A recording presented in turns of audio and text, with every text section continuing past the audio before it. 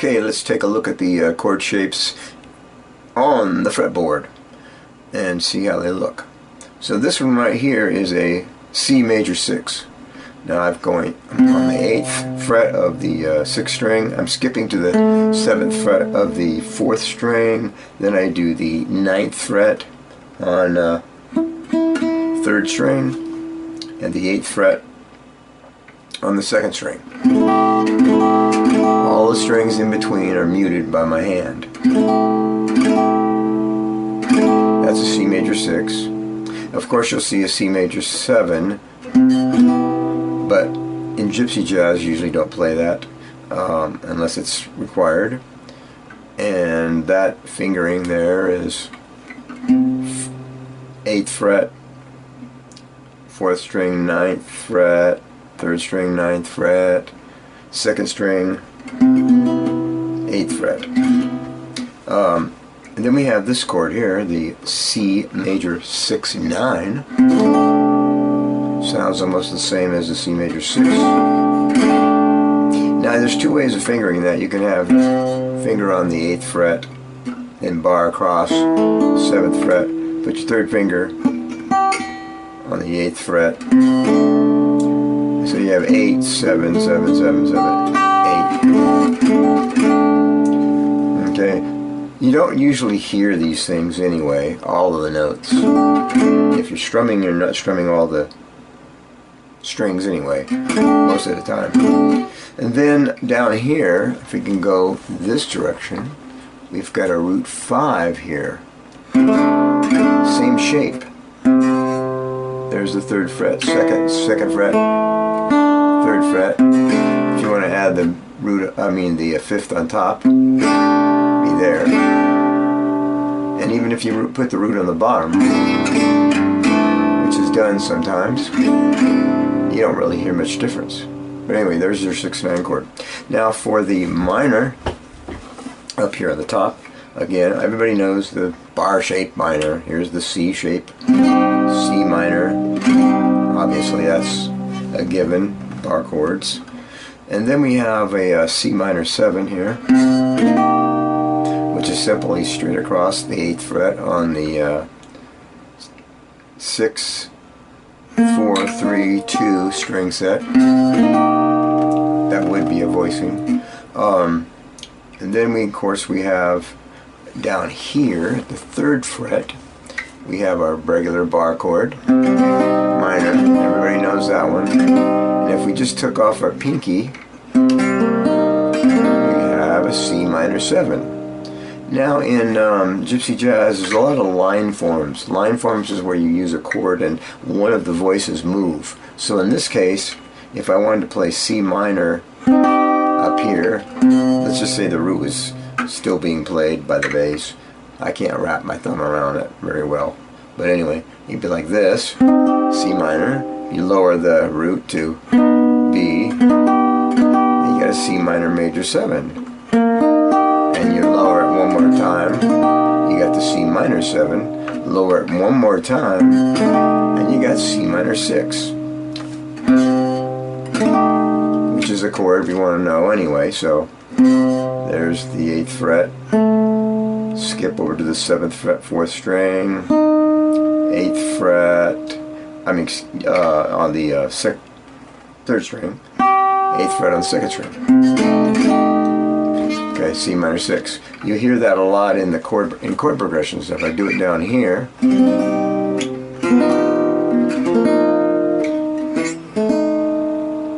okay, so you have that line form, that walking, kind of like you hear in bossa nova. Okay. Now the dominant chord here, I think we mentioned this one already, but there's your C7, simple, C7. We also have a C9. Now the C9, dominant 9, can be played with this shape. Then this shape is going to come in handy later on. We'll talk about this shape in another section, but this shape functions as 3 different chords. This is here is the 7th fret, then followed by the 8th fret, then the 7th fret, followed by the 8th fret. Okay, so that has other names. So we could call it an E minor 7 flat 5, but with the C, it becomes a C9 chord, and so functions as a nice substitute, especially if we're playing the blues, let's say.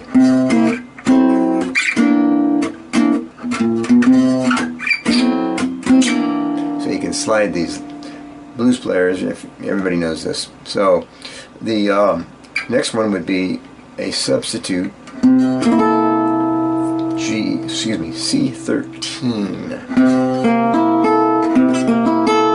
So it's right here, and then you're going to here, and you're here. Okay, so it's 8, then it's 8 on the 4th string, 9th on the 3rd string, 10th on the 2nd string. Now, of course, you can bypass all this stuff I'm talking about, go straight with the chart. Figure it out yourself, right? But I'm just doing this as a courtesy so you can get the idea of what's going on. Now, if you go down here, here's a C7 down here, typical C7. I got the root on top though. If I put the root on the bottom, the string set is 5, 4, 3, 2. If I put the 5th in the bass, which would be a G, skip that A string. Then we have the 2nd fret on the 4th string, 3rd fret on the 3rd string, 1st fret on the 2nd string. There's our C7. And of course, if you know bar chords, you're going to play this. It's a valid chord. You don't use it much in Gypsy Jazz. Okay, so there's your dominants. Now, of course, I mentioned the diminished before, but this diminished is take a C7, okay? And you just take the root, raise it up a half step. So you got your fingering, it's different here. 2, 1, 3, 1, bar across there. Now, if you put this note here on the top, remove it, put it on the top, you have a 4-note version on the 4-3-2-1 string set. And this is going to be used a lot in Gypsy Jazz, again, over a couple different chords, mostly dominants. It is a functioning diminished chord, which could have 4 different roots. Any note in the chord can be considered the theoretical root. If we have the imaginary C on the bottom, then of course it becomes a C7 flat 9 chord, okay? So flat 9 chords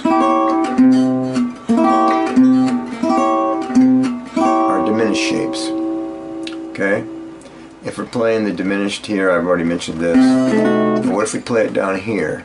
So we take us here, 3rd fret, 4th string would be the 4th fret, 3rd string would be the 2nd fret, and then on the 2nd string it would be the 4th fret again. So we have an inside chord, 5, 4, 3, 2.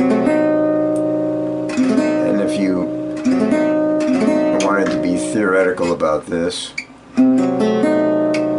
don't. We'll get into the diminished substitution principles on another video. Okay, so pretty much that is all the shapes I really wanted to show you up close. The diagrams will obviously go a long way in getting you started on these chord shapes. Okay, the whole idea here is to be able to play them smoothly and get around the fretboard. Okay, with those chords, that'll get you going.